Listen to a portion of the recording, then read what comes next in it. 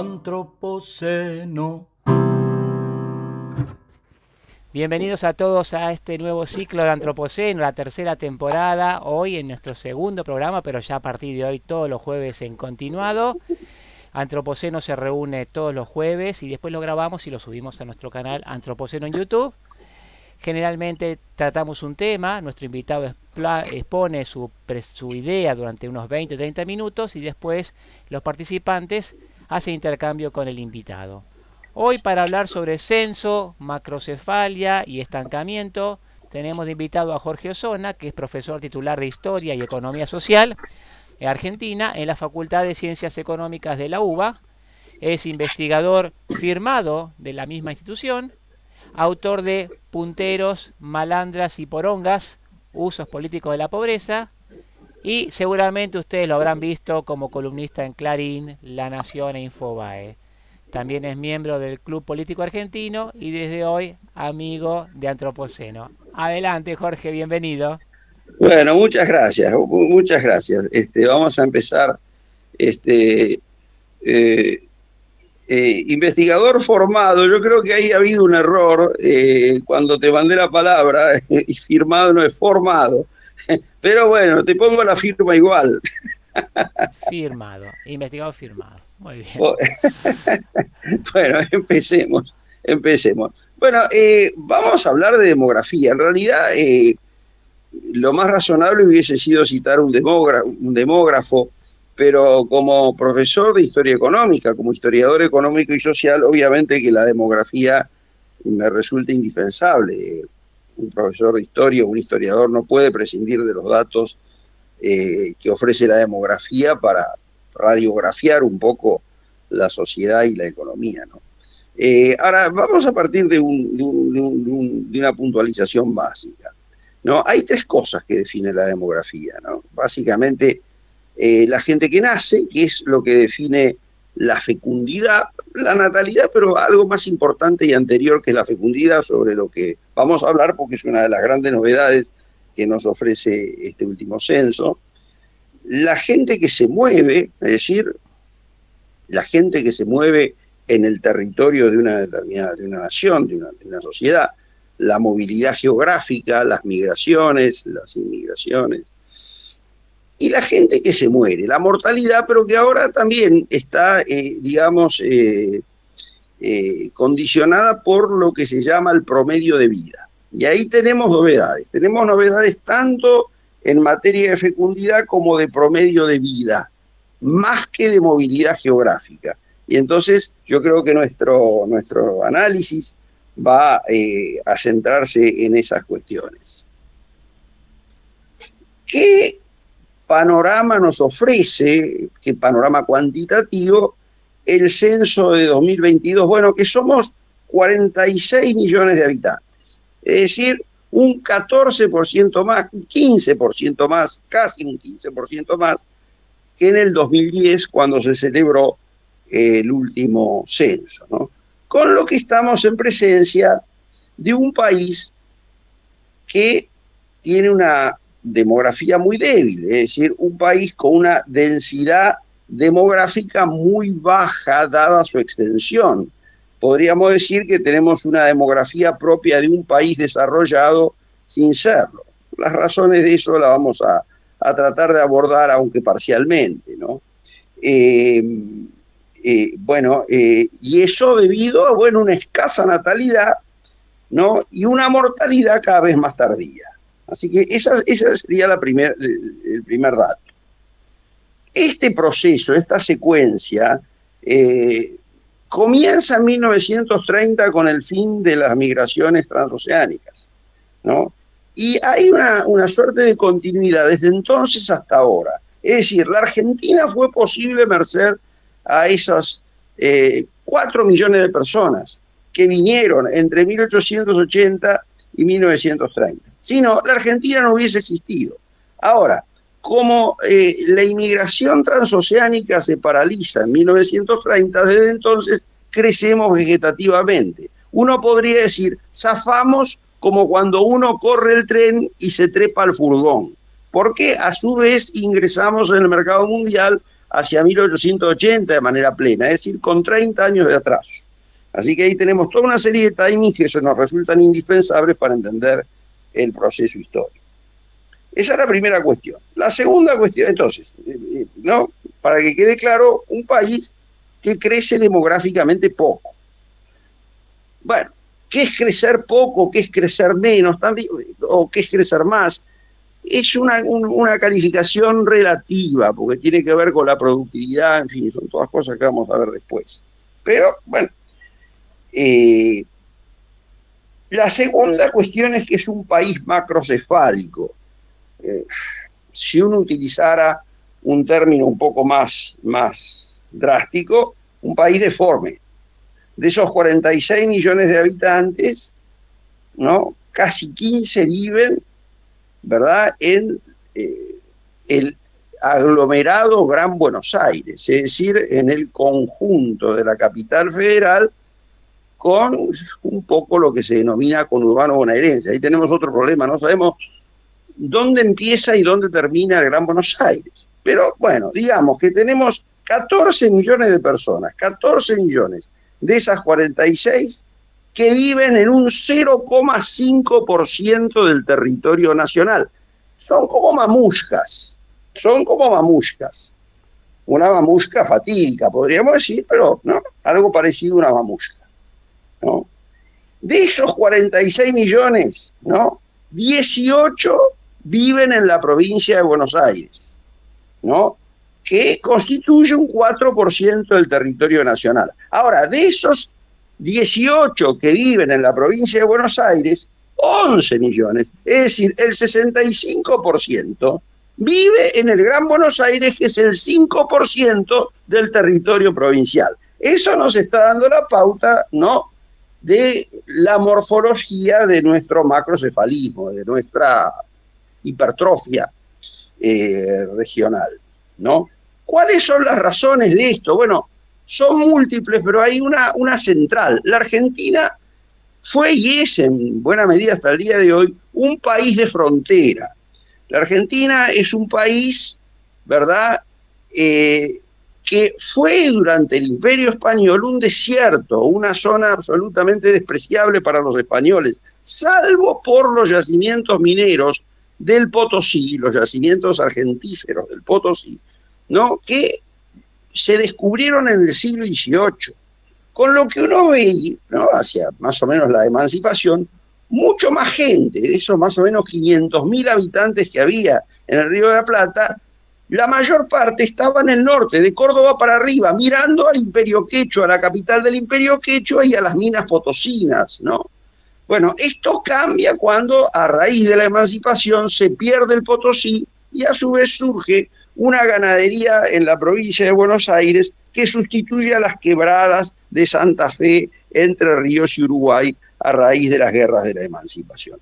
Y desde entonces en adelante la atlantización, el traslado de población desde el norte hacia el sur ha sido incesante, aunque por secuencias.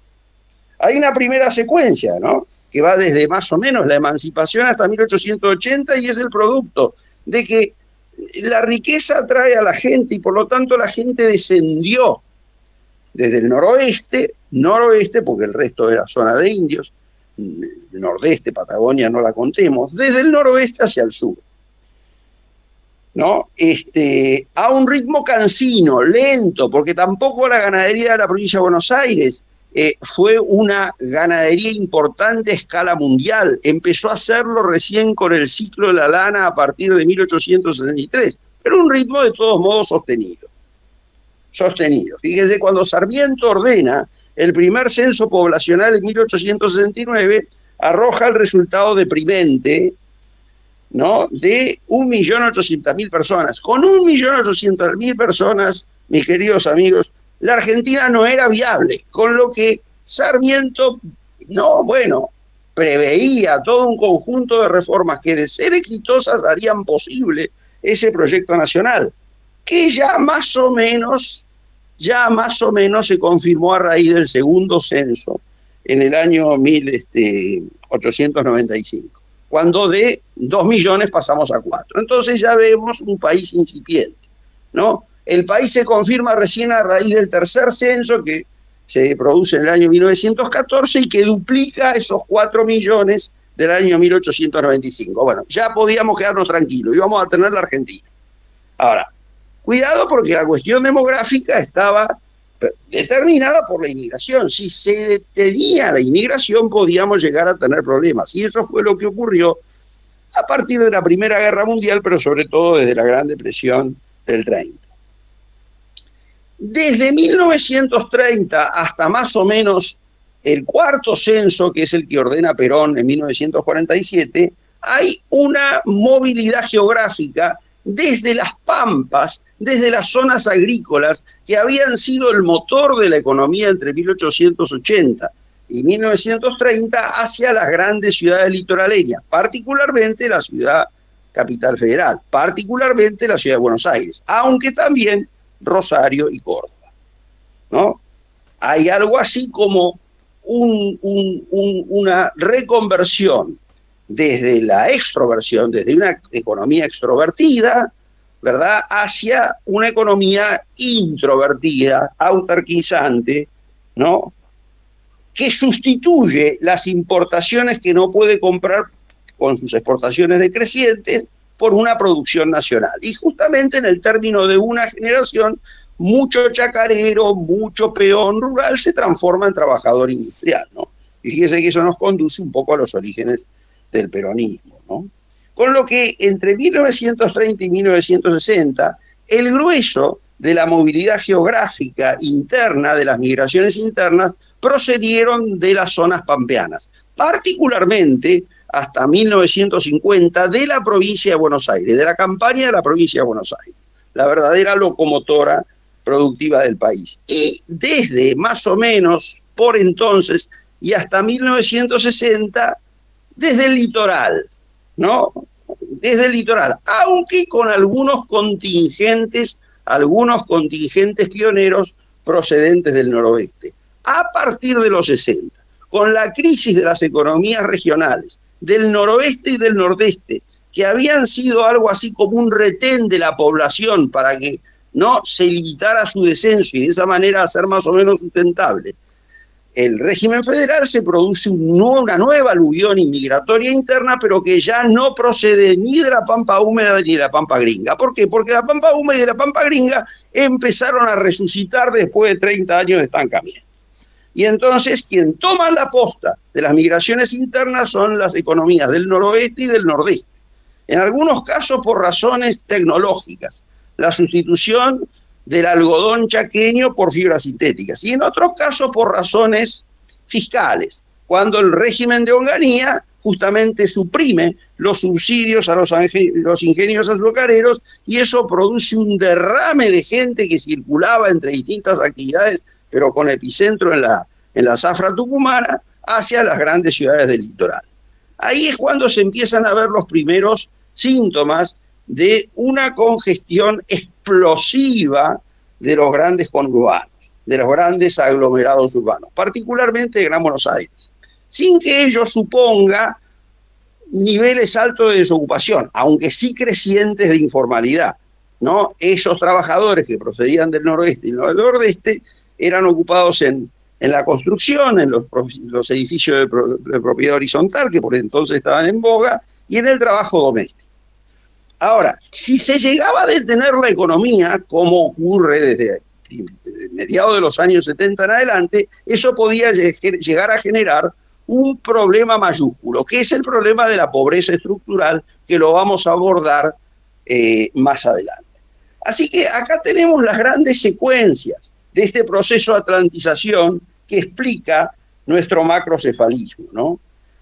Una buena noticia, en todo caso, o una noticia aliviadora, es que desde 2010 en adelante, ese proceso de aglomeración, de concentración de gente alrededor del Gran Buenos Aires parece estar estresándose.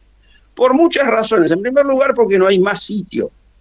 En segundo lugar, porque la logística entre el centro y la periferia es defectuosa. Y en tercer lugar, porque hay cierta prosperidad en algunas economías regionales que retiene población. De eso vamos a hablar un poco más adelante. ¿Qué vemos en términos, qué novedades vemos en términos productivas? Bueno, bien pocas respecto de la de 2010, por una razón: hace 10 años que el país está detenido, está experimentando un nuevo ciclo largo de recesión parecido al de 1975-1990. La Argentina creció entre 1991 aproximadamente y 2010. Por supuesto, espasmódicamente, porque en el medio tenemos dos crisis: la crisis del tequila en 1995 y después la crisis del 2001. Pero de una u otra manera, de acuerdo a políticas económicas distintas, el país creció. El problema es que el crecimiento se detiene más o menos en las postrimerías de la década del 2000, ¿no? Y eso genera una recesión en la que estamos situados hoy por hoy, y que determina que, bueno, en términos demográficos no haya grandes novedades, ¿no? Hay, por ejemplo, un crecimiento regular al compás, ¿verdad?, de un crecimiento económico muy bajo en la provincia de Buenos Aires, en la provincia de Santa Fe, en la provincia de Mendoza y en Jujuy.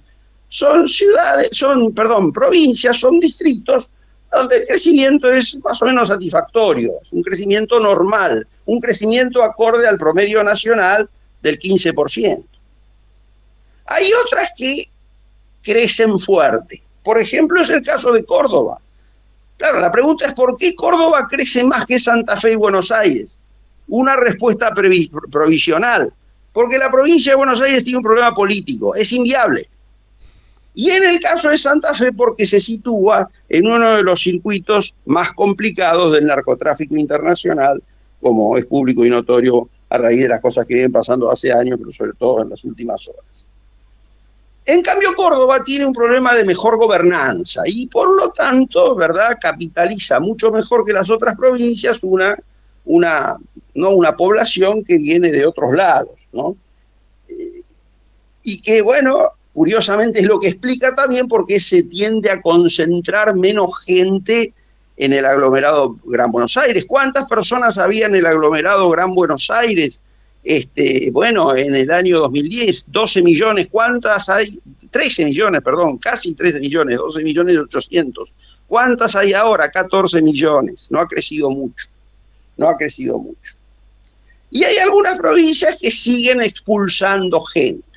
Es el caso del Chaco, es el caso de Formosa, es el caso de La Rioja, de Santiago del Estero y de Catamarca. Es decir, provincias pobres. Uno ve que son provincias que demográficamente crecen por debajo de la media nacional, ¿no? Uno lo que ve que de 1960 en adelante, esas provincias perdieron un promedio del 2% de población, de su población anual, ¿no? Ahí tenemos el porqué de estos estallidos macrocefálicos, ¿no?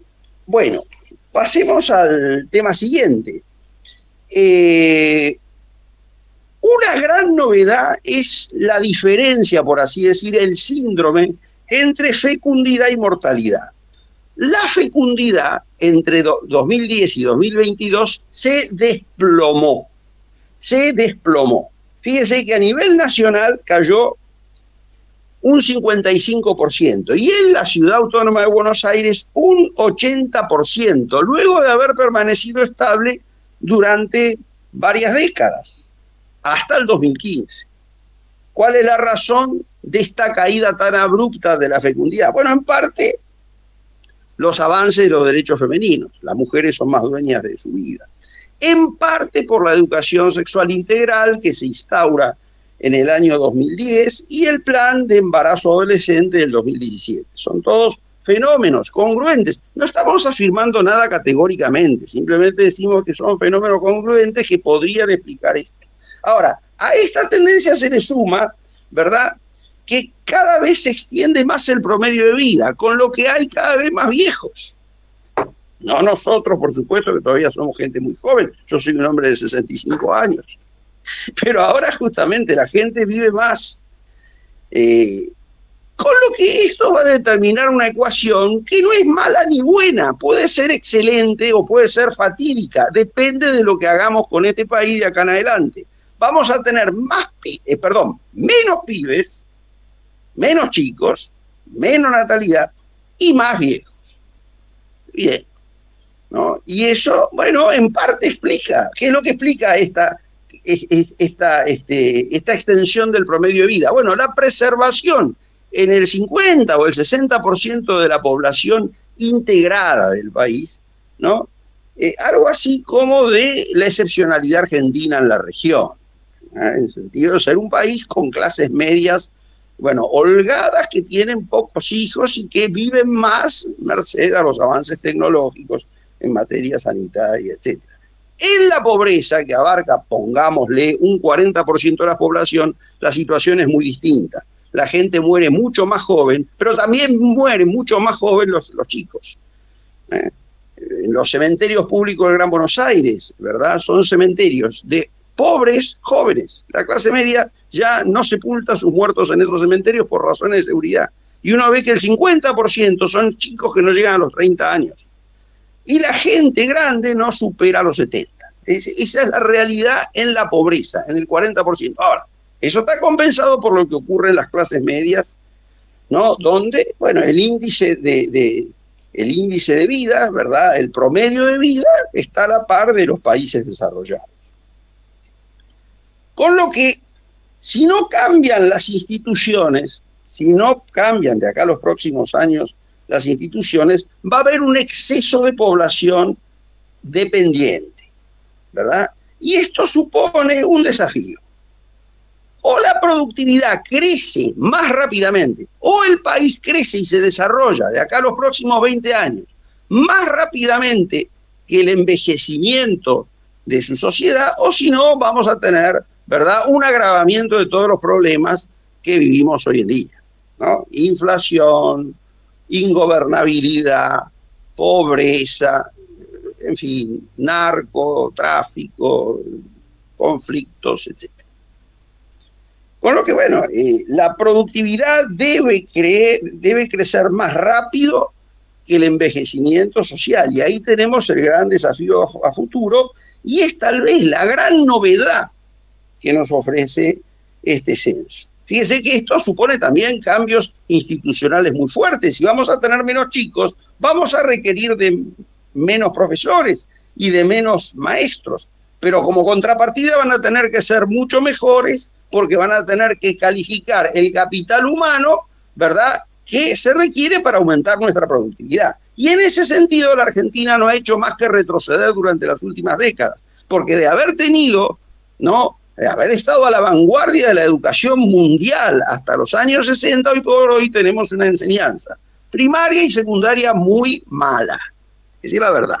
Y a su vez, producimos menos profesionales, ¿verdad?, que el resto de los países de América Latina, cosa que también nos coloca en una situación inversa a la que teníamos en los años 60, con el agravante de que, bueno, según algunos cálculos, se han fugado 1 millón de chicos profesionales y se siguen fugando a razón de 100 chicos por día. De manera que esto nos está dando la pauta de la gravedad y del momento crucial que estamos atravesando, porque estas cuestiones las tenemos que resolver de acá a los próximos 3, 4 años.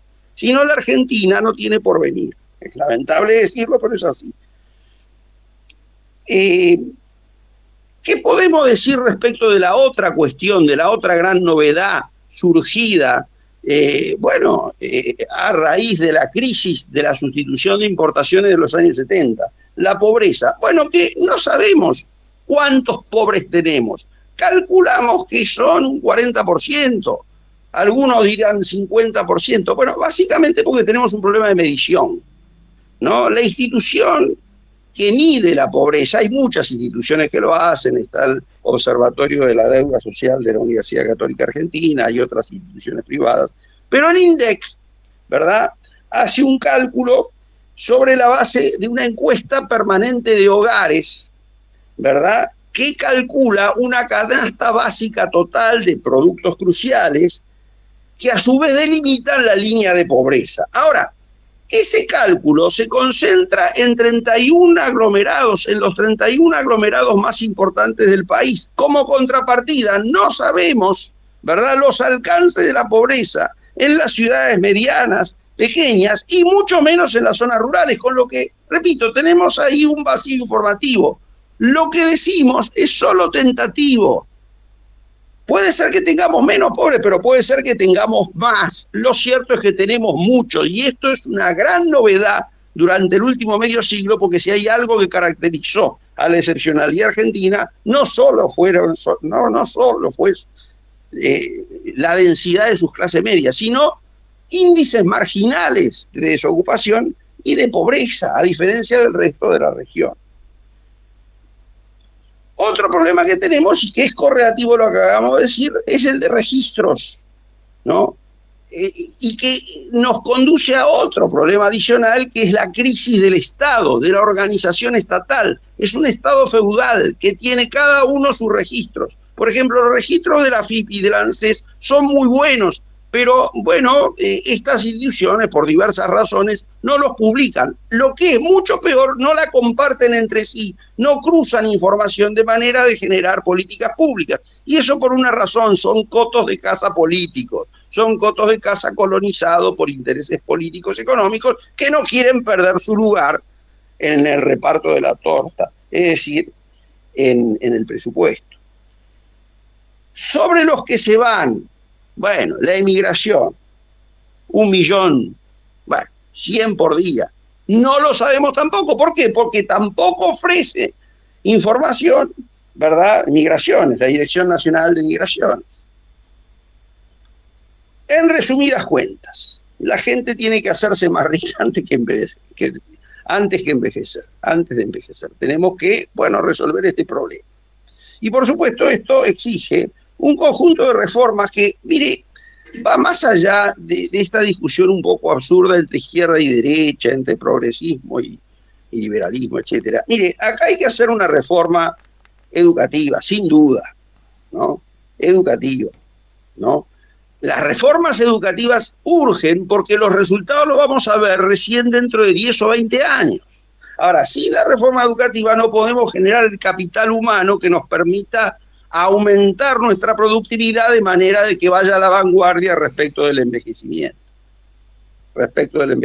También hay que hacer una reforma laboral, como para que después, ¿verdad?, esa gente pueda, ¿verdad?, desplegar su capital humano sin restricciones.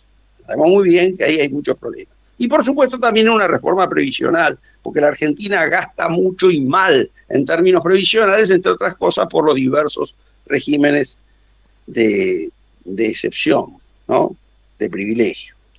Bueno, eso es todo. Ahora estamos abiertos a todas las preguntas.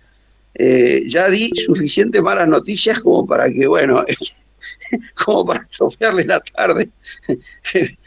Bueno, pero por lo menos lo pude dar, cosa que tenía mis serias dudas, y gracias al apoyo técnico de ustedes, porque a jugar por mi computadora no hubiera podido hacer. Muchas Estamos gracias. Entonces con Jorge Osona, profesor titular de Historia Económica Social y Argentina de la Facultad de Ciencias Económicas. Hizo una descripción muy detallada, histórica, de nuestro censo, nuestra macrocefalia, y ahora todos los que están presentes, solamente con esa manito que está ahí abajo, levantan la manito y le damos orden a la palabra y hacemos un intercambio, si les parece, unos 20-30 minutos. El primero que está anotado en la lista es el ingeniero Mariano Vinograd. Adelante, Mariano.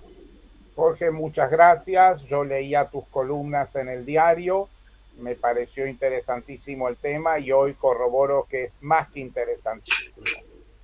Vinculás inmigración, demografía, pobreza, empleo, desarrollo, educación. Primero me surge una duda. Yo estaba convencido de que los argentinos veníamos de los barcos, como dijo no sé quién, de pasada, Alberto, en fin. Y vos decís que esto se detuvo hacia el año 30. A mí me cuesta imaginarlo porque como trabajo en el mercado central y todos los portugueses e italianos fueron reemplazados por bolivianos y peruanos, entonces creería por mi micromundo que si bien no hay más inmigrantes europeos, sí hay muchísimos latinoamericanos. Y trabajo en una verdulería y son todos venezolanos y los veo en el Rappi y en las bicicletas. Así que ahora me explicarás un poquito eso. Esa sería una duda. Y luego un pensamiento para la discusión. Acabamos de hacer una gira por el norte entrerriano y sur correntino, que también es una zona que entró en decadencia. Hablaban de Sauce, el pueblo más pobre de Corrientes, Feliciano, el pueblo más pobre de Entre Ríos. y el tema era alrededor del riego y el agua y la sequía, y había unos brasileños que están produciendo arroz en la zona y dicen, si esto en vez de ser Argentina fuera Brasil, a pesar del gobierno esto estaría todo sembrado. Y los argentinos le respondían, ustedes no entienden lo que es la esquilmación de la brecha cambiaria y de las retenciones que nos ha vaciado de rentabilidad en los últimos 40 años. Sí, entonces el comentario era, si a lo largo de los últimos 40 años la Argentina no hubiera abusado de la brecha cambiaria y las retenciones, el agro hubiera tenido mucho más ingresos, una parte hubiera ido a parar a Rosario y a Punta del Este, pero probablemente una parte hubiera ido a parar a las chacras, a las estancias.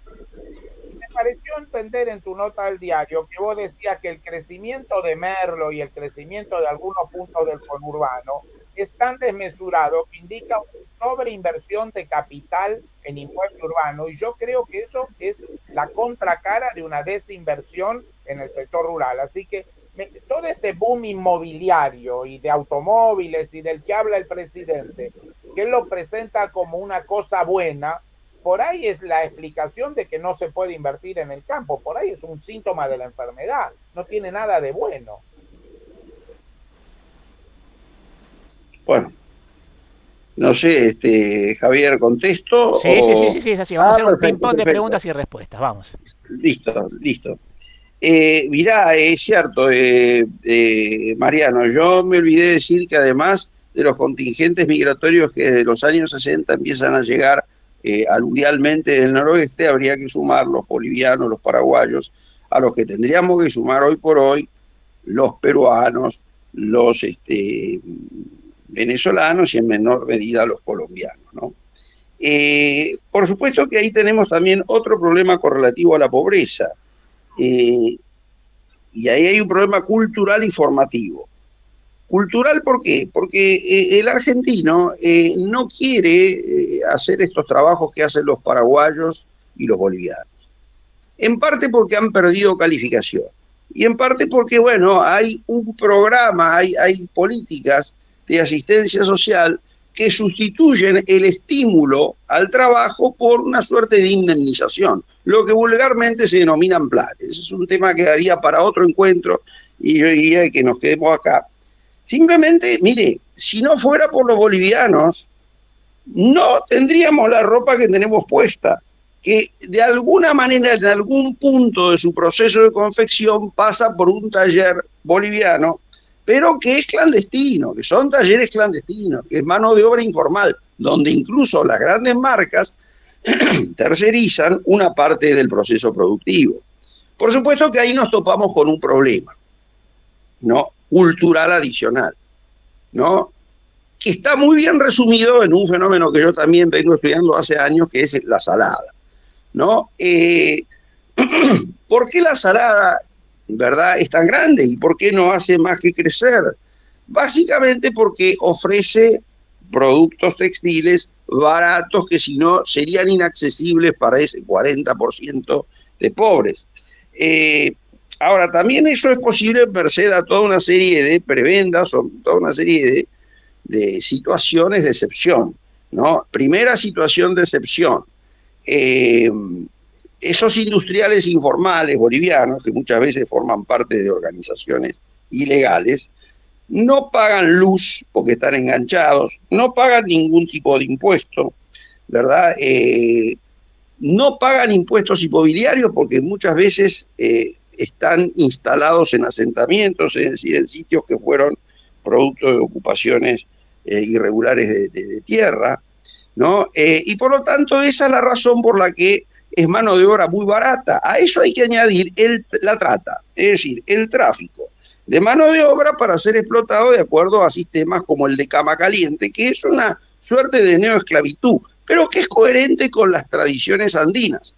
Lo que pasa es que es absolutamente contrario a nuestra legislación. Ahora, eso está, por supuesto, tolerado por el Estado, que no es un Estado ausente, como suele decirse, sino algo mucho peor, un Estado venal, porque ese Estado recauda más por esa vía que por las vías regulares. Es decir, Lo que aporta la Salada, a la Municipalidad de Loma de Zamora y a la Policía de la Provincia de Buenos Aires es mucho mayor que lo que aporta la recaudación del impuesto municipal. De manera que ahí tenemos un problema muy serio. Otro tanto ocurre con los paraguayos. Bueno, yo vivo en una zona donde están haciendo edificios por todos lados. En todos lados los trabajadores son todos paraguayos. Y es interesante ver, ¿no?, unos carteles, WOCRA cumple o WOCRA presente.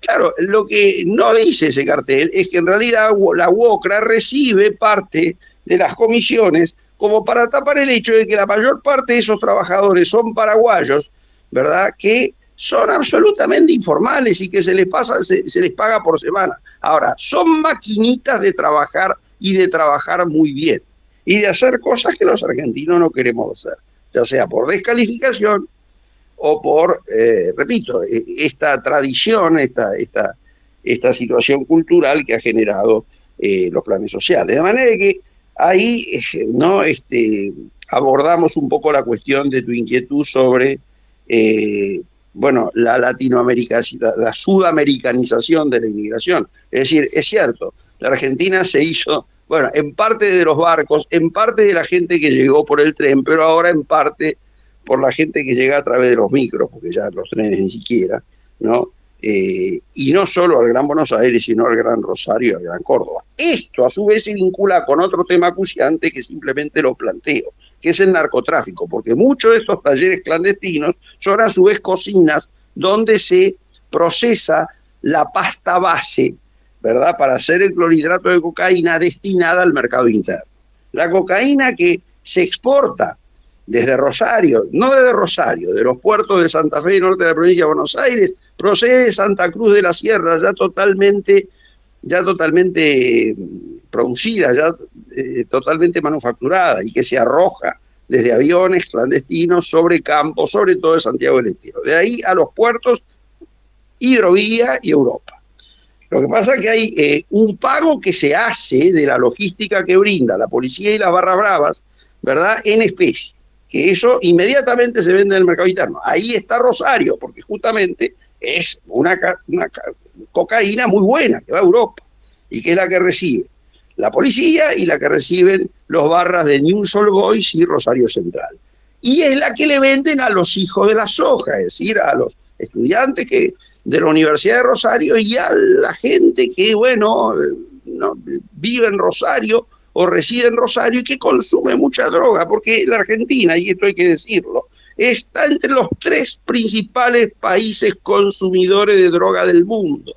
No es una cuestión solamente logística, no es una cuestión relativa al lugar estratégico, ¿no?, en el camino hacia Europa, sino también de consumo interno. Y justamente la cocaína, ¿no?, del mercado interno en parte procede de estos vueltos que pagan, ¿verdad?, los narcos colombianos, mexicanos, brasileños, a los que les permiten, a los que los ayudan en las tareas logísticas, sino también de la pasta base que ingresa ilegalmente y que se termina de procesar en las cocinas que muchas veces coinciden con los talleres clandestinos. Ahora entiendo el discurso del presidente de ayer, no entendía muy bien qué había tomado para ese discurso, pero ahora sí habrá pasado por Rosario.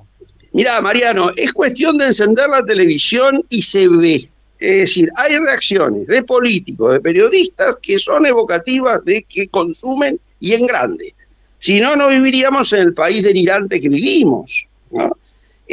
Otra cosa, bueno, la Argentina efectivamente ha experimentado desde los años 90 en adelante, y ya con antecedentes de los años 60, algo, Dios mío, una revolución agropecuaria. La Argentina tendría que ser tal vez una de las principales potencias mundiales, y en los hechos lo es, en términos agropecuarios. Ha habido una revolución en las pampas. Yo no se lo voy a contar a ustedes, que son justamente gringos de la pampa gringa, ¿no? El problema que tenemos es el Estado, el problema que tenemos es toda la burocracia para transferir recursos con propósitos electoralistas de la más diversa índole. Jorge, la Argentina podría ser una potencia energética, podríamos estar abasteciendo a Europa de gas apenas, a duras penas estamos haciendo un gasoducto. Sí. Hago una moción de unas respuestas un poco más cortas, así interactuamos. Sí, Nadie levantó la mano, pero seguramente Vilella, Mauricio Bartoli, Raúl Zavalía, Alejandra Groba, alguien debe querer decir algo. Una cosita más sobre el boom de las inversiones inmobiliarias en el Gran Buenos Aires. En muchas son operaciones de blanqueo, ¿verdad? De blanqueo de plata procedente de narco también. Y ahí tenemos el auge. Justamente lo que uno ve es que el Gran Buenos Aires se ha extendido del tercer cordón, sobre todo los countries, donde hay gente que va a refugiarse de la anomia convivencial, ¿no? Ahora, hay determinados country donde se sabe que hay muchos narcos. Es el caso de los de Seiza o, por ejemplo, Nordelta y todas esas zonas que, por otra parte, están a un tiro de escopeta de las hidrovías. Nada más. Ahora sí. Bueno, ahí lo tenemos a Mario Lanadi con su pregunta. Mario, te escuchamos. Jorge, muy interesante. Macrocefalia se entiende como, digamos, una gran aglomeración urbana, pero, digamos, tan desproporcionada que genera problemas, ¿está bien? Eso lo entiendo. Ahora, hay muchísimos países, y la tendencia mundial es que haya concentración urbana, sobre todo en las costas. ¿Esto cómo lo resuelven otros países? ¿Cómo resuelven una macrocefalia buena? No sé si lo digo bien. Sí, mirá, no sé bien, a ver, cada país tiene su propia respuesta. Ahora, por de pronto, lo que uno ve en el proceso de macrocefalización de la Argentina es que fue absolutamente anómico. Es decir, cuando en 1947 Perón ordena el censo, ¿no? Y el gobernador Mercante tiene sobre la mesa los datos, dice, bueno, urge hacer un plan urbano, urge hacer cosas para que no nos ocurra lo que le está pasando a los ingleses, a los franceses y a los norteamericanos. Por supuesto que el censo se hizo en el 47, Mercante cayó en desgracia en el 50, se tuvo que exiliar y a partir de ahí marchamos hacia la deriva. Lo que tenemos que hacer es por de pronto plantear un debate o plantear una descongestión a partir de un cambio jurisdiccional. La provincia de Buenos Aires, tal cual está planteada, es inviable. También lo es el Gran Buenos Aires. Entonces todo esto hay que cambiarlo y eso requiere de acuerdos políticos de fuste, ¿no? Bueno, hay muchas fórmulas. Ahora, algo se puede hacer. Hay que integrar, por otra parte, al Gran Buenos Aires a otras regiones y eso naturalmente generaría un traslado de gente, ¿verdad? O incentivos para que la gente, ¿verdad?, se radique en otros lugares. Sobre el grado de macrocefalia de Buenos Aires, te voy a dar algún dato interesante. Es el segundo caso en Sudamérica después de Sao Paulo. Y está entre los 20 aglomerados más grandes del globo, más grandes del mundo, ¿no? Bueno, por supuesto que hay formas burocrático-autoritarias de resolver este caso, como lo hacen los chinos, que aún así tienen un problema inmobiliario muy serio.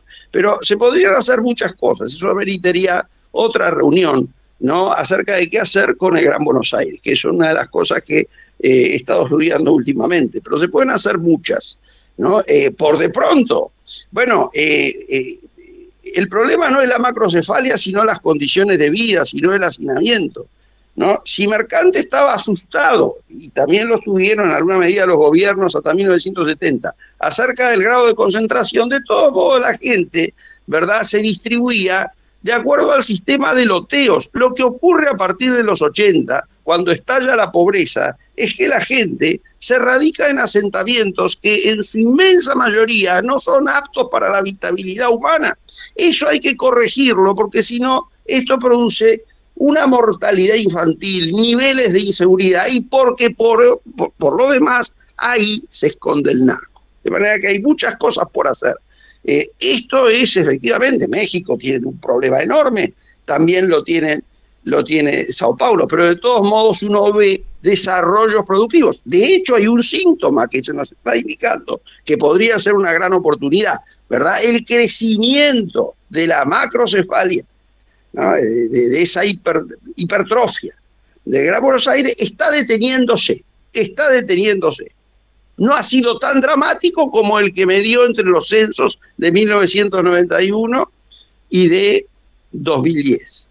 No, apenas 1.800.000 habitantes más. Es una buena noticia. Habría que, por supuesto, mejorarla, optimizarla a través de un plan de regionalización del país, que desgraciadamente no lo tenemos. Jorge, tengo ahora en la lista dos personas que quieren hacerte preguntas. El primero es Darío Pico y después viene Fernando Vilela. Darío Pico, te escuchamos. Sí, ¿en qué momento se cruza la curva de descenso de natalidad con la curva de crecimiento de la vejez, digamos así? ¿Y a qué situaciones se puede, digamos, qué contexto puede explicar esa situación? Contesto. Dale. Sí, el momento, de acuerdo por supuesto a las cifras estadísticas con las que contamos, que son todas relativas, pero el momento es el año 2015, ahí se produce un clic, ¿no? No se sabe bien por qué, porque no hay registros. Ahora, es posible que tenga que ver, ¿no?, con los derechos femeninos, es posible que tenga que ver con la generalización, tanto en la capital como en el Gran Buenos Aires, de la educación sexual integral, ¿verdad? Pero lo cierto es que, a ver, esto significa una ruptura. El nivel de fecundidad era más o menos estable desde 1960 hasta 2015. A lo mejor no lo era tal, a lo mejor los datos estaban distorsionados y ahora no lo están, o como contrapartida, ahora los datos estén exagerados por una mala medición. De hecho, todos lo medimos mal. Pero lo cierto es que el promedio de la década que acabamos de censar es un poco el momento culminante. Y las causas podrían ser las que acabamos de decir. Son causas, pero en el caso de la ciudad de Buenos Aires, el 80%, la fecundidad ha caído un 80%. En el caso de la ciudad de Buenos Aires, bueno, se explica por todo este conjunto de factores, ¿no? Jorge, sumale también a lo que es tener un hijo, el costo de un miembro más en la familia, en la economía familiar. Muchos prefieren no tenerlo y estar teniendo otros disfrutes en la vida, ¿no?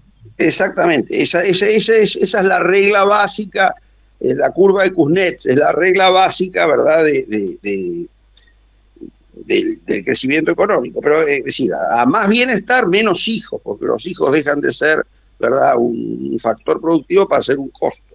Ahora, en el 40% de la pobreza, que es un segmento enorme de nuestra población, la situación es inversa. La gente tiene mucho más hijos que la clase media. Lo que pasa es que como contrapartida se mueren mucho más chicos que grandes. Esto es una tragedia colectiva que no está bien mensurada.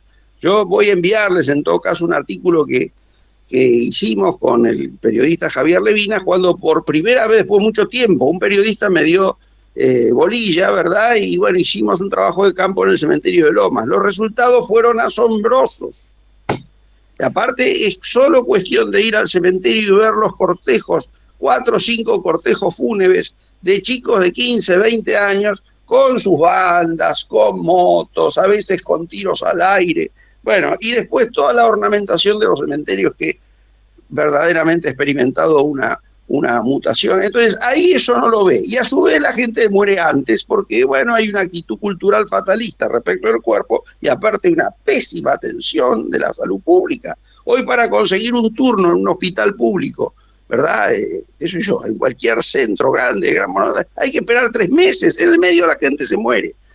Ahí tenemos ese problema, compensado, repito, porque la gente se muere antes y porque mueren muchos chicos a raíz, ¿verdad?, del narcotráfico, a raíz de la desnutrición.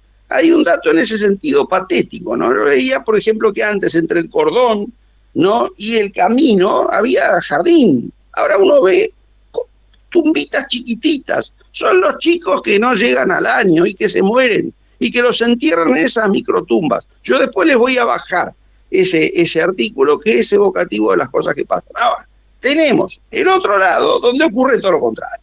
La gente vive más y la gente tiene menos hijos. Todos vivimos en un segmento donde sabemos que la gente ahora, las mujeres se embarazan a los 35, 40 años. Yo tengo una hija, por ejemplo, que entiende que sus óvulos, tiene 27 años, ¿no? Son los mejores ahora. ¿Qué es lo que ha hecho? Los ha mandado a congelar a los efectos de fecundarlo cuando ella entienda pertinente, de acá a lo mejor de 10 años. Es una cosa increíble. Ahora, todas estas cosas son el producto de una formación, de una educación y de toda una serie de circuitos informativos que uno ve en las clases medias. no así en las bajas. Así que no sé si con esto Dale. te Nos quedan unos 15 minutitos, le damos la palabra a Fernando Vilela. Fer. Hola, sí, buenas tardes, muchas gracias Jorge por tu muy buena exposición. Gracias, Fernando. Algunas cosas. Hay algunas críticas acerca de la validez del anterior censo, ¿no es cierto? Especialmente en algunas zonas como La Matanza. Por lo cual, a veces, cuando uno hace las comparaciones con aquel, puede haber algún tipo de dificultad. Después tenía una consulta que tiene que ver con si se puede ver el fenómeno de la migración de la gente del campo, ya no a las grandes ciudades, sino a las ciudades intermedias, a las ciudades medias, ¿no? Que me parece que es un fenómeno que es propio de aquí, pero también es internacional, ¿no? Ya la gente, las familias quieren estar en un lugar donde tengan más acceso a servicios, etcétera, etcétera. Y la cuestión si esta menor crecimiento de la macrocefalia tiene que ver con este fenómeno que estaba hablando recién, asociado a bioeconomías más virtuosas, ¿no es cierto? Y finalmente un comentario, ¿no? Me parece que esto de la fecundidad que estaba diciendo es un fenómeno global, no es un fenómeno exclusivo de la Argentina. Las clases medias globales están queriendo tener menos hijos, los tienen con más edad, etcétera, etcétera. Incluso está el famoso caso chino donde primero no podían tener por legislación, cuando levantaron la legislación tampoco tienen los hijos que necesitan y entonces están envejeciendo. Algunos datos que vi fue que China hoy 1.400 millones de habitantes, a final de siglo van a ser 900, ¿no? Pero bueno, nada. Exactamente, el comentario es el problema que tiene China. China está envejeciendo antes de convertirse en potencia, con lo que está puesta en tela de juicio y China efectivamente va a ser la potencia que se prevé. En todo caso habría que pensar en la India, pero para eso hace falta 10 años, tal vez un poco menos, ¿no? Pero el eje a lo mejor pasa más por la India que por China. Aparte de China tiene toda una serie de problemas estructurales muy serios, uno inmobiliario, otro logístico, en fin, hay varios. Sobre el tema de los defectos del censo de 2010, bueno, ese censo se celebró el día que murió Kirchner. Por lo tanto, por supuesto que se aprovechó para hacer maniobras. Y las maniobras que se han detectado han sido efectivamente contundentes en La Matanza, donde se infló a la gente para optimizar la participación del distrito en la coparticipación secundaria, es decir, en la coparticipación provincial. Una estafa, aparentemente no ha sido la única, porque también se está pensando que hubieron otros intendentes que inflaron su población, aprovechando las circunstancias. La mayoría eran oficialistas y estaban todos de luto, pero el luto no es óbice como para hacer buenos negocios. Así que esa es la cuestión. Sobre el fenómeno de las ciudades intermedias, pero sin duda, las ciudades intermedias argentinas, sobre todo en las zonas donde hay desarrollo, y hay que ver que ya no es solamente la Pampa Gringa, lo que ha ocurrido durante la última fase de crecimiento entre el 90 y el 2010, es que ha habido una especie de compensación. Desde 1960 en adelante, las provincias del noroeste vertieron gente sobre Buenos Aires, sobre el litoral. Bueno, pero desde 1990 en adelante, ¿verdad?, el límite de la pampa húmeda se extendió y se implantaron, ¿verdad?, se establecieron algo así como enclaves productivos que permitieron desarrollos asombrosos en provincias como el Chaco, Santiago del Estero, Salta, a partir de todos los avances tecnológicos de la siembra directa, de los transgénicos, de los fertilizantes, de las plaguicidas, etcétera. Y por supuesto que esto viene a colación del auge de esas prósperas ciudades intermedias, que fueron, dicho sea de paso, el epicentro, ¿no?, de la crisis del 2008, entre otras cosas porque, más allá de quién gobernara, era gente que venía de la Patagonia y que no entendía absolutamente nada y creyó que, bueno, la resistencia a las retenciones móviles procedía de la oligarquía. Un fenómeno que hace rato que ya no existe. Lo que existe es, en todo caso, una organización muy compleja entre proveedores de insumos, contratistas de trabajo, fabricantes de maquinarias, ¿no? Bueno, lo que ocurre es que ahí también tenemos una cuestión formativa, tenemos una muy mala educación de nuestra clase dirigente que ignora buena parte de los fenómenos que gobiernan. Así que esa es una de las respuestas. Ojalá sea así, que esa disminución de la gente que está llegando al Gran Buenos Aires es porque efectivamente haya una Argentina subterránea, secreta, no demasiado verificada todavía, de, bueno, expansión de estas ciudades intermedias. De todos modos, es cuestión de ir a Pehuajó, o es cuestión de ir a Pergamino o a Rafaela para oler prosperidad, pese incluso a los estragos generados por las políticas macroeconómicas de los gobiernos. Así que podríamos estar ¿no? en presencia de fenómenos virtuosos. Bueno, no sé. Jorge, estuvimos hablando mucho de movimiento interno de la población. Los últimos años vemos el fenómeno de que muchos jóvenes y mucha gente está buscando sus horizontes fuera del país. Y como contrapartida de una charla café estábamos hablando que hay muchos que trabajan a distancia y quieren vivir en Argentina y trabajar de afuera. ¿A quién le está resultando atractivo venir a Argentina? ¿Rusos, ucranianos, chinos? ¿Quién están con ganas de venir a Argentina? ¿Cómo los ve vos? Bueno, tenemos el fenómeno de las rusas, ¿no? Es una cosa muy rara y que no sabemos. Lo que sí es cierto es que hay abogados que las patrocinan y que están vinculados a intereses espurios. Así que algo raro hay, yo no sé qué es. Aparentemente gente que huye del régimen ruso y que quiere la ciudadanía argentina porque no hay nada más fácil que obtener la ciudadanía argentina, ¿no? Dicho sea de paso, es gente que aparentemente son mujeres que vienen de las clases acomodadas de Rusia. Y después a veces vienen los maridos o no.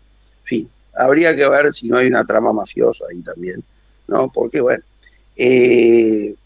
como las que hay, por ejemplo, en lo relativo a la tracción de inmigrantes procedentes de los países limítrofes. En el caso de los bolivianos, no solamente en el textil, sino también en las granjas periurbanas, que son una de las razones que explican, ¿verdad?, el desarrollo del tercero y del cuarto cordón del Gran Buenos Aires durante los últimos 10 años. Zonas como Escobar, como Florencio Varela, Berazategui, donde también se registran sistemas serviles, pero donde, bueno, hay mire, así como la mayor parte de la ropa que usamos en algún momento pasó por las manos de un boliviano, la verdura que consumimos en la ciudad de Buenos Aires, en Gran Buenos Aires, procede de los inmigrantes bolivianos, ¿no? Y que no solamente controlan la producción, sino que son todas las verdulerías, absolutamente todas menos una. Las 5 verdulerías que tengo en los alrededores están todas en manos de inmigrantes bolivianos. Así que ese es Mariano, te damos la palabra, Mariano Vinograd. Es buenísimo un profesor de historia que sabe tanto del conurbano, todo lo que él describe es tan real para quienes lo recorremos y es tan desconocido por la política, por los diputados, por los intendentes, en fin. Jorge, si en el siglo XIX Sarmiento, Alberdi, Avellaneda entendieron que sin población no había país posible, y hoy tenemos un país que sigue siendo macrocefálico y despoblado, ¿cuál podría ser una política alberdiana, avellanediana en el siglo XXI? ¿De dónde podríamos traer 5, 10, 20 millones de personas? Desarmando las fronteras con Bolivia, Paraguay y que seamos un único país, trayendo africanos, sirios, chinos, afganos, brasileños. ¿Por qué no hay brasileños en Argentina? Si Brasil tiene tantas dificultades, ¿por qué ningún brasileño viene para acá? Bueno, mira, no, Brasil no, porque tiene una economía muy próspera y una economía que demanda muchísima mano de obra, sobre todo ahora, últimamente, no tanto en el sur, sino en el norte. De manera que cómo van a venir brasileños si le va mucho mejor allá que acá, que tienen, entre otras cosas, estabilidad económica. Nosotros tenemos la inflación es un fenómeno que desincentiva cualquier tipo de inmigración. Hay mucha gente de Bolivia que se está yendo, se está volviendo. Eso es, por ejemplo, una de las cosas que investigué este último verano. El sistema de cama caliente que antes describía ciclo de 6 meses, ahora se extiende a ciclo de 3 años. 3 años de gente encerrada. ¿Por qué? Porque hay menos bolivianos. ¿Y por qué? Porque muchos se vuelven. ¿No? Por la inseguridad, por los raptos dentro de la propia colectividad, pero también por una inflación, ¿verdad? Que hace prácticamente difícil ahorrar, imposible ahorrar, salvo que, bueno, se esté en algún negocio especulativo o en algún negocio venal como es la producción de drogas, qué sé yo, o la trata de personas. Hay reformas que yo creo que serían indiscernibles de aquellas de la Organización Nacional. Hay que hacer una reforma laboral, sin duda. Yo tengo mi propia opinión al respecto, pero creo que hay que cambiar toda una serie de reglamentaciones, por ejemplo, el pago de indemnizaciones, ¿no? Y sustituirlo por un seguro de desempleo mucho más razonable, mucho más estimulante para la inversión, porque si no, lo que ocurre es que crece la economía en negro, y la economía en negro hoy en la Argentina es más grande que la economía en blanco, y eso en virtud de un Estado que, bueno, carga tanto las tintas sobre la persona que está en el sector formal, que la gente se informaliza. Así que ahí tenemos que hacer una reforma. Hay que hacer una reforma educativa urgente, para calificar mano de obra. La Argentina podría ser una potencia, y eso también se registra en los datos del último censo, a nivel turístico, porque tenemos todo. Tenemos todos los paisajes, y mucho más en este turismo global, que a su vez ya no es un turismo de ricos, sino que es un turismo segmentado. Hay turismo de aventura, hay turismo para la tercera edad, hay turismo sanitario, hay turismo de las minorías sexuales, LGTB, hay turismo para todos. Si la Argentina se propusiese una política turística, ¿no?, de envergadura, para lo que hay que hacer mucha infraestructura, para lo que hay que hacer cosas al estilo de lo que hizo el ministro Fraga Iribarne en el franquismo tardío, allá por los años 60 en España. Si nos propusiésemos una política así, a partir de un ícono como el Solcito español y después toda una serie de condiciones de ruta, de medios de transporte, etcétera, podríamos estar ocupando a corto plazo, en 5 o 6 años, 500.000 puestos de trabajo, 500.000 puestos de trabajo en blanco, a partir de una educación, de una formación, sin los requerimientos de la arquitectura, de la ingeniería, del derecho, de la abogacía. Y eso hay que hacerlo ¿dónde? ¿Dónde hay que empezar esos procesos de calificación? En las escuelas secundarias, incluso en las primarias. Hay que conjugar esas pequeñas carreras que pueden, bueno, rescatar a chicos de la pobreza, formalizarlos, ¿verdad?, y incluirlos y pensar en que sus hijos van a aspirar a perfeccionar su situación, a optimizar su situación en la clase media. Yo veo acá, por ejemplo, en los barrios de Gran Buenos Aires, estos chicos que fabrican esas tortillas de campo, que son exquisitas, tienen mucho colesterol, engordan mucho para alguna gente, no como yo.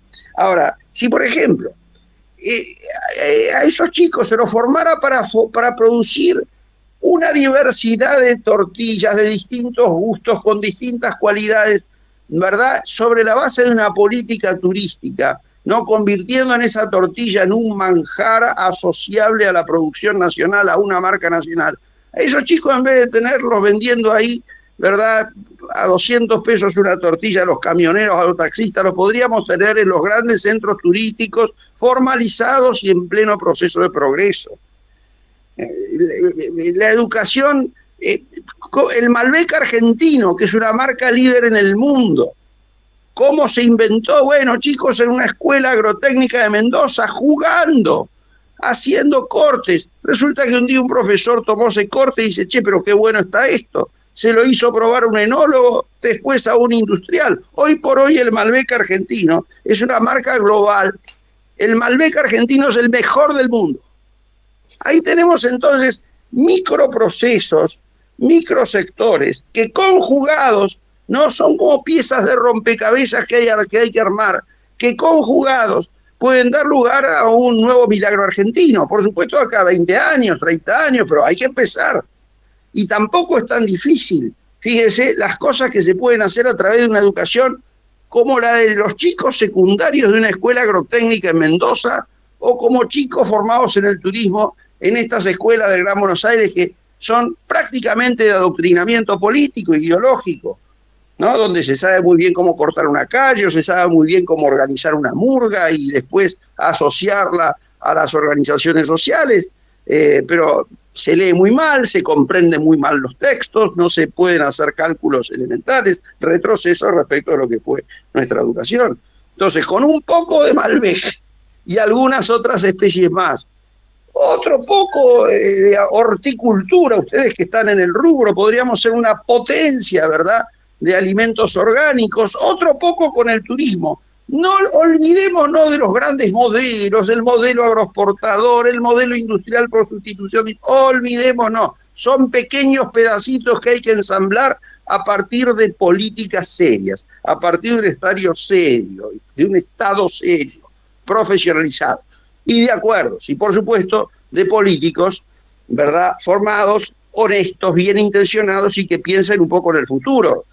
Desgraciadamente, yo vivo en una zona donde no se pueden hacer edificios de más de 12 pisos. Acá me hicieron una torre al lado de 30. Por supuesto que algunos departamentos son del intendente, otros son de las bancadas de las distintas bancadas del Consejo Deliberante, porque obviamente una cosa así se puede hacer solo a instancias de una ordenanza de excepción. Todos sabemos muy bien cómo se producen esas ordenanzas de excepción. Con esa clase de dirigentes no vamos a ir muy lejos, porque por otra parte están produciendo una saturación demográfica que va a ser invivible esto de acá a unos años. No hay electricidad, fíjese los problemas que hemos tenido de conectividad, no hay lugar para estacionar, va a haber problemas sanitarios mayúsculos, etcétera. Es decir, bueno, qué sé yo.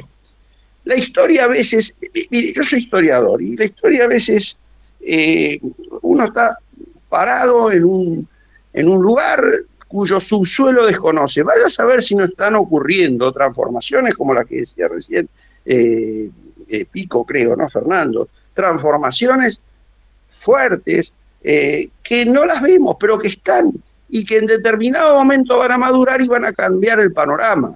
Y bueno, también hay que pensar que el país de Sarmiento en 1869 distaba de ser un país civilizado. Sin embargo, sí. Sarmiento hablaba de 100 Chivilcoy y Douglas habla de 100 Tandil. ¿Nos podés mencionar alguna ciudad que hoy para vos es un ejemplo que nosotros podemos analizar, imitar, interesante? ¿Es Tandil? De Tandil es una, tenés Pergamino, que es otra, tenés muchas ciudades en Santa Fe. Por supuesto, sí. La idea de Sarmiento de los 100 Chivilcoys. Incluso hay un proyecto muy interesante de reforma de la provincia de Buenos Aires, de reformulación, de división, ¿no? Y la nueva provincia, ¿no?, se llama 100 Chivilcoys. La idea es justamente reproducir esos Chivilcoys, ¿no?, en todo el territorio de la provincia. Pero para eso, ¿no?, es necesario cambiar un orden de cosas en la provincia de Buenos Aires, donde curiosamente no hay grieta. Y lo voy a decir a través de un ejemplo un poco, ¿no? Es cuestión de sentarse en una banca de diputado provincial para automáticamente hacerse rico en la Argentina. Si uno quiere hacerse rico, no piensa en ser diputado nacional, senador o funcionario. Apueste a estar en una lista de diputados provinciales de la provincia de Buenos Aires, de cualquier partido. Uno se siente y ya es rico. Creo que está claro. Y eso tiene que ver con el empate. En el interior rico, los peronistas no ganan nunca, o ganan muy esporádicamente. Y después, el conurbano bonaerense, la mayoría son peronistas. Entonces, como ahí hay que, negociar, ahí todo el mundo negocia. Y todo el mundo negocia, por supuesto, que cotizando, ¿no? Ahora, a instancias de una burocracia política platense a espaldas de la provincia. La provincia de Buenos Aires ni siquiera tiene un diario. No se sabe, La Plata es una ciudad decadente a espaldas de la provincia. ¿Qué es ser bonaerense? Acá me causa mucha gracia los discursos políticos, el bonaerense quiere tal cosa. ¿Qué es ser bonaerense? No existe esa identidad. Ustedes son gente de la provincia, ustedes saben muy bien qué es ser santafesino, qué es ser entrerriano, tucumano, salteño, catamarqueño. Bonaerense, no existe esa identidad, porque la provincia de Buenos Aires ha sido decapitada en 1881, ¿no? Una política que podría entenderse coyunturalmente en ese contexto, pero que a 120, 40 años de distancia es un delirio absoluto. Muy bien, le damos paso, ¿les parece?, a la última preguntita que va a hacer nuestro amigo Mauricio Bartoli. Mauricio. Te escucho. Fuerte, por favor, Mauricio, ponete el micrófono abajo. Sí. ¿Ahora? Ahí está, dale. Ahora sí. ¿Cómo podrías sintetizar los mejores? No. ¿Ahora? ¿Me escuchan bien? Ahora sí, ahora sí. ¿Cómo podría sintetizar los mejores incentivos para salir de esta situación de macrocefalia, de estímulo a las economías más prósperas del interior y desarrollar la Argentina en términos más federales? Sí. Bueno, regionalizándola en primer lugar. Hay provincias absolutamente inviables y por lo tanto lo que hay que hacer es reducir. ¿Cómo puede ser que provincias inviables tengan 2 cámaras? Eso no puede ser. Ahí hay que practicar un proceso de racionalización económica, pero a su vez hay que inscribir esas provincias en zonas, en distritos más vastos, sin comprometer obviamente el orgullo de la identidad provincial, ¿no? Pero hacer un esfuerzo administrativo a los efectos de insertar esa provincia en una región de manera de que puedan participar de los beneficios los habitantes de las distintas regiones. Eso es un camino que hay que hacer. Esas son las famosas reformas de segunda generación, ¿no? Planificadas para la segunda mitad de los 90 y que por supuesto quedaron paralizadas porque el presidente de entonces entró en un delirio reeleccionista que, bueno, hizo todo lo contrario de lo que había que hacer. Toda la plata destinada a hacer esas reformas se destinaron, ¿no? Se utilizó a través de aportes del Tesoro Nacional para ganar apoyos en el interior de manera de hacer una nueva reforma constitucional y permitir la tercera reelección. Sabemos muy bien que se le plantó el gobernador de la provincia de Buenos Aires y eso no fue posible, pero mientras tanto eso nos condujo a la crisis del 2001, pequeño detalle, ¿no? Sobre, bueno, el comportamiento de nuestros dirigentes actuales respecto de proyectos de esta envergadura.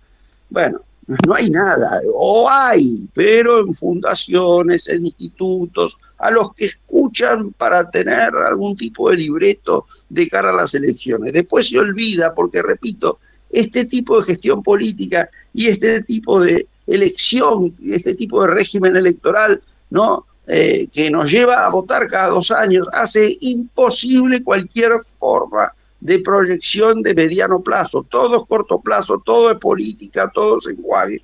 Y bueno, no hay margen como para pensar políticas de largo aliento. Y por supuesto que los planes están y que los programas están, pero tampoco ni el mejor intencionado lo puede hacer en medio de esta suerte de marasmo permanente alrededor de procesos electorales cada 2 años, donde parece que se juega, ¿verdad?, el destino definitivo del país y no se juega más que la renovación, ¿verdad?, de prebendas y de privilegios. Así que por supuesto que hay, sí. Sí, a ver, Mariano. Profesor, si le parece, sí. Mariano está silenciado. A ver, Mariano, si querés una cosa. No te escuchamos, Mariano. A ver. Hola, ¿me escuchan? No, Mauricio, sí. Dale. De todas maneras, te redoblo la pregunta, Jorge. Mi percepción de haber vivido, sin ver estadísticas, que por ahí vos las tenés más estudiadas, es que el proceso inverso demográfico de migración desde los centros urbanos hacia pueblos más chicos, más importante del último tiempo, se dio desde el 2001 hasta el 2008, prácticamente con la salida de la convertibilidad como inicio y el conflicto por las retenciones móviles de 2008 como fin. En ese proceso yo, por mirada así, digamos, de charlas con gente, vi que se dio el único proceso inverso que vi en décadas en la Argentina. Eso tuvo que ver claramente con los estímulos a la producción regional y ligado a las retenciones. ¿Vos tenés, digamos, una comprobación de la sociología respecto de eso que yo percibí, o no, o fue un espejismo de mi mirada? No, hay 2 cosas, hay algunas cosas estructurales y otras coyunturales. La estructural es que la revolución tecnológica, la revolución del campo se sustancia en los 90, pero en el marco de un régimen cambiario muy exigente y bastante antiexportador. El 1 a 1 fue muy antiexportador. Por supuesto que terminó catastróficamente en la crisis del 2001. Ahora, la devaluación, bueno, sin contar la especificación asimétrica, pero la devaluación del 250% aproximadamente que se sustanció en 2002 significó, bueno, posibilidades enormes para las exportaciones que estaban retenidas por ese tipo de cambio del 1 a 1 que finalmente terminó siendo asfixiante. Ahora, a eso hay que sumar el alza espectacular de las commodities, ¿verdad? El alza espectacular de los precios, motivado por el ingreso de China en la Organización Mundial de Comercio, en el 2001. Acá hay una cuestión básica, voy a tratar de ser sintético. Todo eso fue el producto del ataque a las Torres Gemelas. Es decir, el ataque a las Torres Gemelas motivó un cambio en la política económica de los Estados Unidos que tiende a valorizar el precio de las commodities, y entonces todas estas economías crecieron. Ahora, en el caso argentino se dio un doble fenómeno virtuoso, ¿no? El fenómeno del cambio, de la modificación cambiaria, del cambio de régimen cambiario a partir del 2002, más, ¿verdad?, la tecnificación favorecida por el abaratamiento de las importaciones de la década de los 90. Y de ahí que se haya vivido una época de oro entre, bueno, el 2002, 2003 y el 2008, cuando el gobierno de aquella época, para decirlo en términos así analógicos, tomó el tiro, agarró el tigre por la cola. Es decir, se metió con el sector que justamente era el principal responsable de su popularidad, de su viabilidad política. Se lo puso en contra y desgraciadamente después terminamos, ¿no?, ya hacia el 2010, 2011, en una política cambiaria o en un tipo de cambio semejante a lo de la década del 90. Entonces, y lo que viene pasando del 2011 en adelante es un proceso de descapitalización fuerte, sobre todo en el sector energético. Muy bien, señores. Tuvimos una clase magistral. Jorge nos habló no solamente del tema central, sino que como un gran abanico salieron muchísimos temas y con mucha fluidez. Te pedimos, Jorge, 2 palabras finales para despedirte de este grupo y cerramos esta reunión. Bueno, yo les agradezco infinitamente, ha sido un enorme honor que me hayan invitado. Me sentí muy bien, muy cómodo, con gente muy calificada haciéndome preguntas muy interesantes. Y además te agradezco particularmente a vos, Javier, ¿no?, el esfuerzo tecnológico que permitió esta reunión, porque, bueno, cuando yo hace media hora antes empecé a tratar de comunicarme contigo para hacer la prueba que hicimos del otro tema, me agarré la cabeza porque me encontré con que no tenía conectividad. Digo, ¿cómo voy a hacer? Salgo corriendo a la casa de mi exmujer o de algún amigo para tratar de hacerlo desde ahí. Bueno, por suerte vos lo hiciste posible a través de lo que para mí es una revolución, haber dado un Zoom por el celular. Buenísimo, será el primero de muchos que te esperemos en esta reunión, así que ya sabes, a partir de la semana que viene continúa Antropoceno todos los jueves. Amigos, si les parece, despedimos a Jorge y nos encontramos. Jorge. Nos encontramos entonces dentro de 7 días aquí en esta pequeña pantalla cultural para intercambiar, para hacer nuevas conexiones y seguir pensando en positivo en este año que se viene con todo Antropoceno. Los jueves son Antropocenos. Abrazo a todos. Jorge, que mañana tenemos la charla en YouTube, así que la puede viralizar porque, en fin, se puede distribuir.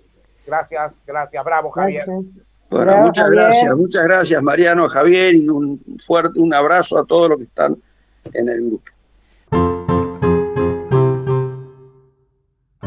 Antropoceno.